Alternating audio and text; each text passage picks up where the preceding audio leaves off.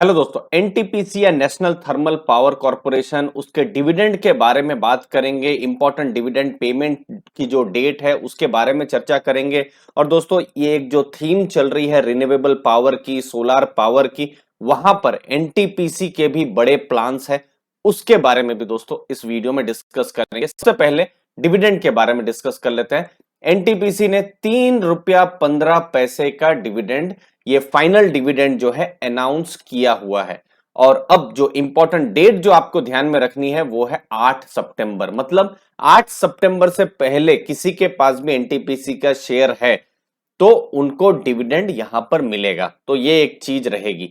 AGM होने वाली है, मतलब जो एनुअल जनरल मीटिंग है वो एनटीपीसी की होगी 28 सितंबर को। अब ये मैं क्यों बता रहा हूं एजीएम, क्योंकि कंपनी ने कहा है कि एजीएम के 30 दिन के भीतर पेमेंट हो जाएगा। तो एक तरीके से हम एक एजम्पशन ले सकते हैं कि अक्टूबर 25-26 उसके पहले जो है एनटीपीसी का जो 3 रुपया 15 पैसे का जो डिविडेंड है वो मिल जाएगा। दोस्तों, उम्मीद है आपको वैल्यू मिल रही होगी। चैनल को दोस्तों जरूर सब्सक्राइब करके रखिए। हमारे जो टेलीग्राम ग्रुप है वहां पर भी आप जुड़ सकते हैं, जहां पर हम न्यूज, इंफॉर्मेशन, एनालिसिस जो है हम लाते रहते हैं, क्यूरेट करते रहते हैं। अब देखिए, ऐसा नहीं है कि एनटीपीसी के इन्वेस्टर्स को 3 रुपया 15 पैसा ही मिला है।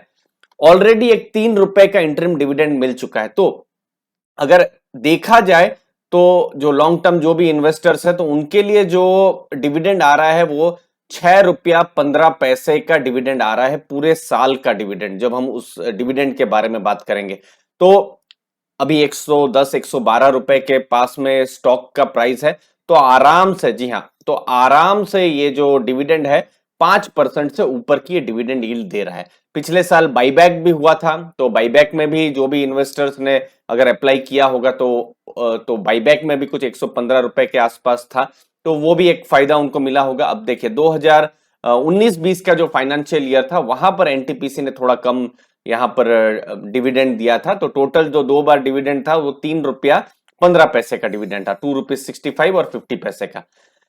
उससे पहले 2018-19 की जब हम बात करेंगे तो दो डिविडेंड था, एक 3 रुपीज 58 का था और एक 2 रुपए 50 पैसे का यहां पर डिविडेंड था। मतलब 6 रुपए से ऊपर का डिविडेंड था और साथ में बोनस शेयर भी मिले थे। तो एक तरीके से अगर 2020 का जो 2019-20 को छोड़ा जाए तो फिर डिविडेंड यील्ड इसकी ठीक ठाक रह रही है। दोस्तों, अब एनटीपीसी करती क्या है अभी? एनटीपीसी का ज्यादा से ज्यादा जो फोकस है वो एक तरीके से अपने आप को एनर्जी ट्रांजिशन, जो रिन्यूएबल एनर्जी है वहां पर करने का प्लान है।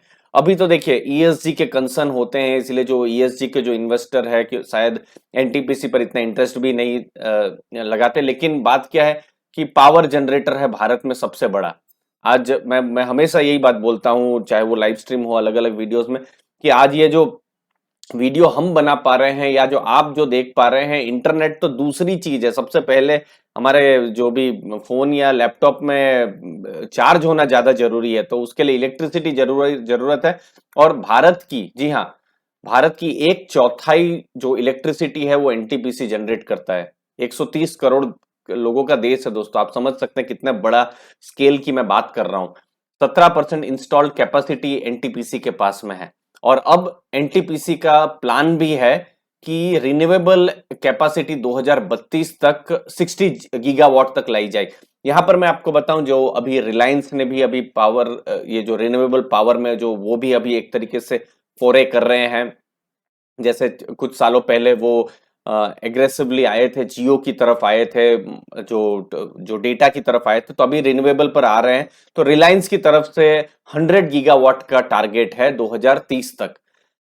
फिर टाटा पावर, वो भी एक कंपनी है टाटा ग्रुप की तरफ से, उनके भी बड़े प्लान्स हैं अब रिन्यूएबल की तरफ। तो ये सब कुछ बड़े नाम जो है ध्यान में आ रहे हैं। बहुत सारी छोटी कंपनियां भी हैं, बट मुझे लगता है छोटी कंपनियों पर अभी हम फोकस करें, उससे ज्यादा जो बड़ी कंपनीज हैं जिन्होंने पास्ट में काम किया है, तो वहां पर फोकस करना ज्यादा सही रहेगा। बट फिर भी इस चीज पर मेरी नजर है, मैं आपके पास वीडियोस और इंफॉर्मेशन लाता रहूंगा कि इस थीम में कौन कौन से स्टॉक्स या बिजनेसेस काम कर रहे हैं। फिलहाल तो ये 2-3 नाम, बड़े नाम लग रहे हैं।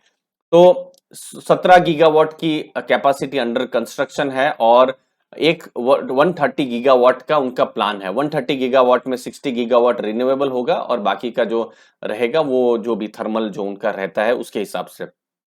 बड़ी चीज ये रही, कोविड वाला डिस्टरबेंस वाला साल था, लेकिन 13,770 करोड़ का प्रॉफिट एनटीपीसी के द्वारा हुआ, जो कि एक बहुत बड़ा नंबर। 13,000 करोड़ का दोस्तों, स्मॉल कैप्स मैं आपको जस्ट बता रहा हूं, स्मॉल कैप्स जो है 13,000 करोड़ का मार्केट कैप उनका नहीं होता है, और ये तो 13,000 करोड़ का तो ये प्रॉफिट कर रही है कंपनी। बट ईएसजी के कंसर्न्स है जो जैसे मैंने बताया, जिसकी वजह से शायद बहुत सारे इन्वेस्टर्स पसंद नहीं कर रहे हैं। अब यही जो रिन्यूएबल एनर्जी का प्लान है जो हमने बताया, डिस्कस किया कि 60 जीबी उनका, सॉरी गीगावाट का उनका प्लान है 2032 का। तो अभी आप देखेंगे तो बहुत ज्यादा नहीं है, वो 8 के या 8 साढ़े 8 के पास में ही है, उसमें भी इंस्टॉल्ड बहुत कम है, 1.375 गीगावाट ही है। थोड़ा अंडर कंस्ट्रक्शन में 3 गीगावाट है, टेंडरिंग में 4.5 गीगावाट के आसपास में है।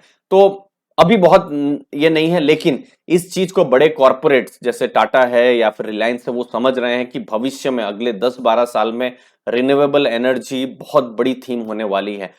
तो वही चीज को एनटीपीसी भी समझ रहा है। देखिए आप देख सकते हैं टेंडरिंग बढ़ रही है, गीगावाट भी बढ़ रहा है। तो ये एक चीज है, बड़ा सोलार पावर पार्क जो है 4.75 गीगावाट का वो भारत में सेटअप भी कर रहे हैं अभी। तो इंटरेस्टिंग समय है मुझे लगता है, इसीलिए बहुत सारे यहाँ पर इंटरेस्टिंग स्टॉक्स भी हैं। यहाँ ऐसा नहीं है कि यही 2-3 स्टॉक्स जो मैंने बताए वही रहेंगे, अलग अलग स्टॉक्स भी आएंगे, वहां पर वेंडर स्टॉक्स भी आएंगे। जैसे हम कार की बात करते हैं तो ऐसा नहीं है ना कि हम लोग कार का ही स्टॉक ले ले, बहुत सारी कार एंसिलरी कंपनीज भी होती है। तो सिमिलरली यहाँ पर ये लोग बनाएंगे, लेकिन बहुत सारे वेंडर्स होंगे, छोटी कंपनियां बहुत सारी आएंगी। तो मुझे लगता है एक अच्छी खासी कुछ कंपनियों में वेल्थ क्रिएशन की अपॉर्चुनिटी आएगी। बट अभी कुछ बोल पाना मुझे लगता है जल्दबाजी है। बट ये एक थीम है जहां पर मुझे लगता है बहुत ही सिग्निफिकेंट काम भविष्य में होने वाला है, और इसको जरूर इन्वेस्टर्स को ध्यान में रखना चाहिए। अभी कोई क्लियर प्रूवन विनर नहीं है, समय जैसे जैसे बढ़ेगा हमको आइडिया आता रहेगा। दोस्तों चैनल को दोस्तों जरूर सब्सक्राइब करके रखिए। आपको मुझे उम्मीद है वैल्यू मिली होगी इस वीडियो से। आपके टाइम के लिए, कीमती समय के लिए धन्यवाद। थैंक यू वेरी मच दोस्तों, धन्यवाद।